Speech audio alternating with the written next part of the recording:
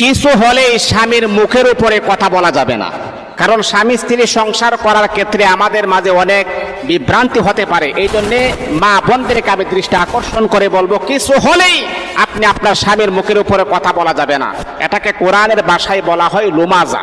আল্লাহ রাসূল সাল্লাল্লাহু আলাইহি সাল্লাম বলেছেন, তারা হচ্ছে হতভাগা নারী, তাদেরকে আল্লাহ পাক রব্বুল আলামিন হুতমা নামক জাহান্নামের ভিতরে আমার আল্লাহ নিক্ষেপ করবেন। হুতমা কি জানেন?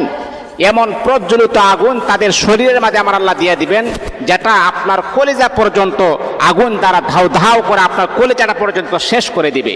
এই জন্য মা বোনদেরকে আমরা বলি, আপনারা অনেকে মনে করেন স্বামীর মুখের উপরে আপনারা যখন কুচা মেরে কথা বলেন, আপনারা অনেকে ধারণা করেন এটা তো স্মার্টনেস, আমি সত্যবাদী, আমার স্বামী ভুলটা করেছে এই জন্য তাকে আমি ভুলটা ধরিয়ে দিলাম। না, অসম্ভব। আপনার স্বামী যদিও ভুল করে, তারপরে তার মুখের উপরে কখনো কথা বলা যাবে না। এটা স্মার্টনেস কখনো হতে